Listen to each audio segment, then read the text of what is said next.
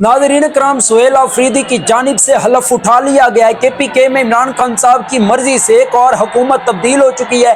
हलफ बर्दारी में ऐसा बहुत कुछ देखा गया जिससे लगता है कि आने वाले दिनों में हुकूमत और ताकतवरों के लिए के पी के में मर्जी चलाना बहुत मुश्किल हो जाएगा। इमरान खान साहब मुकम्मल तौर पर फतहयाब हो चुके हैं। इस हवाले से तफसीलात आपके सामने रखूंगा। मौलाना फजलुर रहमान और इनके भाई को पाकिस्तान तहरीक इंसाफ की जानिब से भी शिकस्त फाश दी गई है और पेशावर हाई कोर्ट से कौन सा तारीखी फैसला आया, तफसीलात रखूंगा।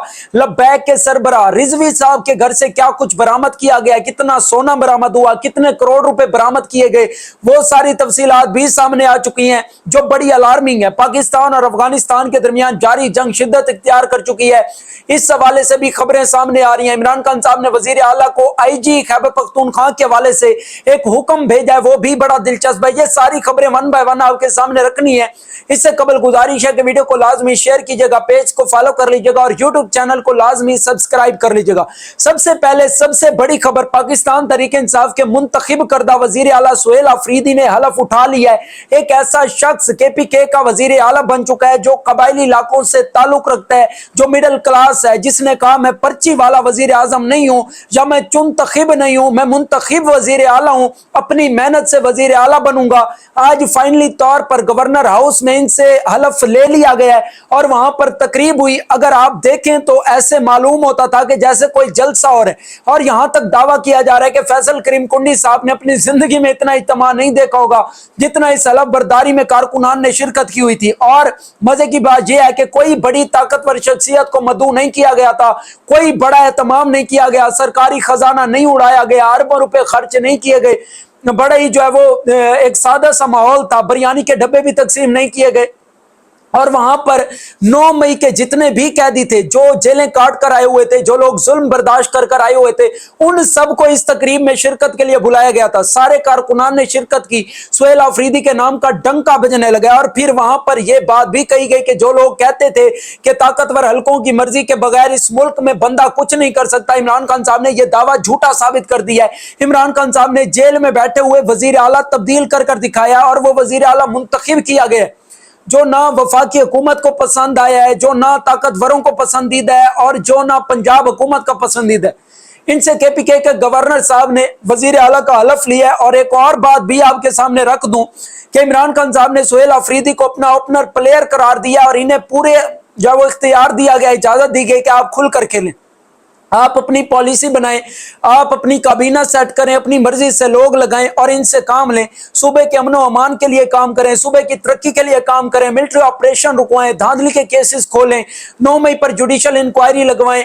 और ये सब कुछ करने का अंदिया भी सुहेल आफरीदी की जानिब से अभी से दे दिया गया। इन्होंने जो पहला बयान दिया था उसमें भी इन्होंने वाज़ेह ऐलान किया था कि मैं धांधली के केसेस भी खुलवाऊंगा, मैं मिलिट्री ऑपरेशन भी रुकवाऊंगा, कोशिश करूंगा भरपूर, मैं 9 मई की जुडिशल इंक्वायरी भी करवाऊंगा। तो इस सब से लगता है कि वाकई में वो खुलकर खेलेंगे। पहले अली अमीन गंडापुर साहब थे, इमरान खान साहब ने कहा कि आपने मिलिट्री ऑपरेशन रुकवाना है तो इन्होंने नहीं रुकवाया। फिर इमरान खान साहब ने कहा कि आपने बजट पास नहीं करवाना तो बजट पास करवाया गया।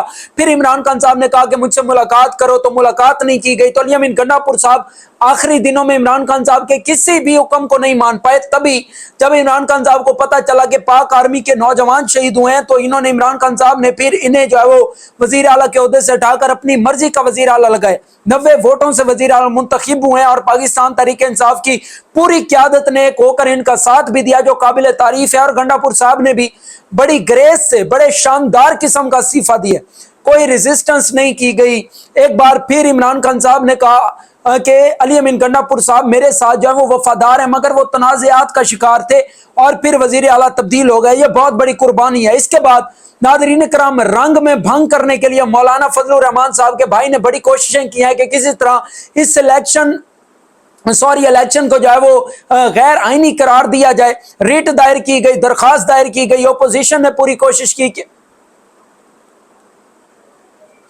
اس کے بعد ناظرین کرام رنگ میں بھنگ ملانے کے لیے مولانا فضل الرحمان صاحب کے بھائی نے بڑی کوشش کی کہ کسی طرح الیکشن کو غیر آئینی قرار دیا جائے. ریٹ دائر کی گئی, درخواست دائر کی گئی, اپوزیشن نے پوری کوشش کی کہ علی امین گنڈا پور کا استعفیٰ منظور نہ ہو اور سہیل آفریدی وزیر اعلیٰ نہ بنے, مگر انہیں عدالتی سطح پر بہت بڑی ناکامی کا سامنا ہوا ہے, کیونکہ اپوزیشن کی طرف سے دائر کردہ ریٹ پشاور ہائی کورٹ نے خارج کر دیا اور آج پھر سہیل آفریدی صاحب سے گورنر خیبر پختونخوا فیصل کریم کنی صاحب نے حلف بھی اٹھوا لی ہے, کیونکہ پشاور ہائی کورٹ کا واضح حکم تھا کہ آپ نے 4 بجے پشاور ہائی کورٹ کے حکم پر عمل درآمد کرنا ہے, اور وہ ہو چکا ہے. KPK میں جشن کا سما ہے, مگر یہ وہ لوگ ہیں جن کو شاید عزت راس نہیں آئی.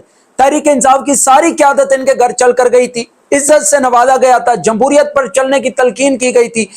اس کے بعد پھر انہوں نے جب وہ رنگ میں بھنگ ڈالنے کی کوشش کی, مگر پشاور ہائی کورٹ نے ان کی درخواست مسترد کر کے انہیں شکست سے 2-4 کر دیا ہے. اب پھر وہی رویہ پاکستان تحریک انصاف کا ان کے ساتھ صاف ظاہر ہے جاری رہے گا جو ماضی میں رکھا جاتا تھا, جب عمران خان صاحب تقاریریں کیا کرتے تھے اور پھر انہیں شدید تنقید کا نشانہ بنایا جاتا تھا, تو اب وہی عمل ایک بار پھر سے شروع کر دیا گیا.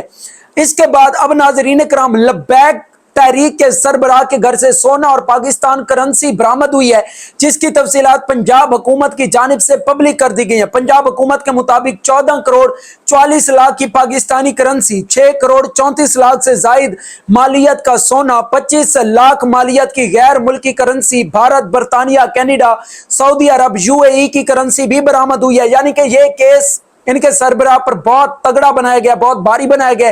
یہ پنجاب حکومت کی جانب سے تفصیلات شائع کی گئے. اس سے قبل ایک قتل کا مقدمہ بھی ان دونوں بھائیوں کے اوپر کیا گیا ہے, اور جس میں یہ دعویٰ کیا گیا ہے کہ ایک بھائی نے بندوق چلائی تو SHO صاحب زخمی ہوئے, تو دوسرے بھائی نے پھر دوبارہ سے جو وہ بندوق اٹھائی, فائر کیا, اور SHO صاحب کو شدید جو وہ زخمی ہوئے, اور اس کے بعد وہ شہید ہو گئے, اور پھر وہاں سے یہ غائب ہو گئے.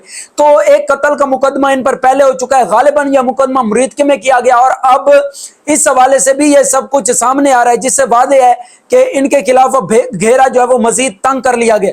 اور دوسری جانب لبیک والوں کی جانب سے بھی دعوے کیے گئے ہیں کہ 280 لوگ شہید ہوئے اور سینکڑوں زخمی ہیں, اور وہ بھی شدید جو ہے وہ زخمی ہیں.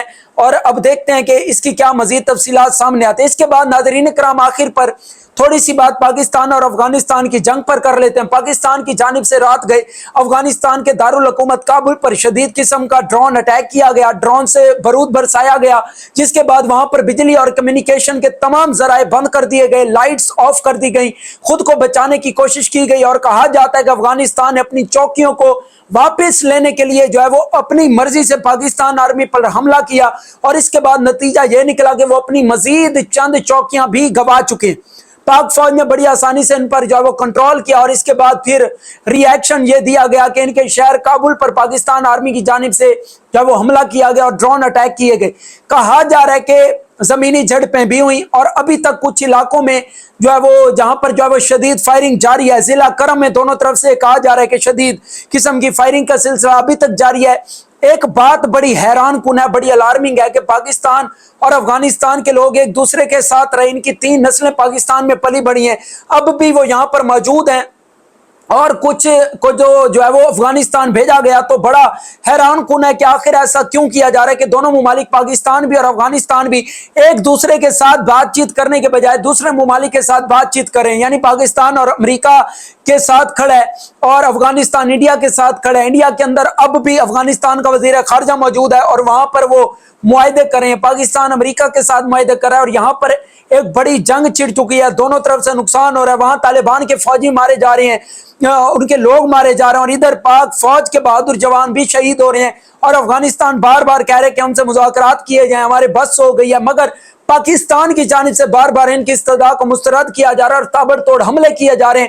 اس سب کا کیا نتیجہ نکلنا ہے, یہ سب کچھ انتہائی خوفناک صورتحال میں تبدیل ہوتا جا رہا ہے. اس کے بعد ناظرین اکرام صنم جاوید والے معاملے پر عمران خان صاحب نے سہیل آفریدی کو ایک حکم جاری کر دیا ہے. انہوں نے کہا ہے کہ IG خیبر پختونخوا کو بلائیں, ان سے پوچھیں کیسے ان کے صوبے سے آ کر ایک خاتون صنم جاوید کو گرفتار کر کے وہ لوگ چلے گئے, اور آپ منہ دیکھتے رہ گئے. آپ کی پولیس کہاں تھی, اور آپ نے نامعلوم افراد کو روکا کیوں نہیں؟ اس پر اب آئی جی KPK کو جو ہے وہ بلائیں گے اور اگر وہ جواب دیں اور جواب میں وجوہات جینون ہوئی تو ٹھیک ہے، ورنہ پھر عمران خان صاحب نے کہا ہے کہ آپ آئی جی بھی تبدیل کر دیں۔ اس کا مطلب عمران خان صاحب کی پالیسی واضح ہے کہ جو بھی KPK میں پاکستان تحریک انصاف کے ساتھ زیادتی کر رہا تھا یا پاکستان تحریک انصاف کے ساتھ نہیں کھڑا تھا تو انہیں اب تبدیل کیا جائے گا، ان کی جگہوں پر اور لوگ لائے جائیں گے، جس طرح عمران خان صاحب نے پہلے کہا ہے کہ کابینہ مکمل تبدیل کی جائے، اور اب تو باقاعدہ طور پر سہیل آفریدی صاحب بھی حلف اٹھا چکے ہیں۔ تو یہ سارے معاملات اس وقت ہو رہے ہیں۔ ملتے ہیں اگلے ولاگ میں، تب تک اپنا ڈھیر سارا خیال رکھیے گا۔ ویڈیو کو لازمی شیئر کر لیجئے گا، پیج کو فالو کر لیجئے گا اور ہمارے یوٹیوب چینل کو لازمی سبسکرائب کر لیجئے گا۔ Thanks for watching this video. اللہ حافظ۔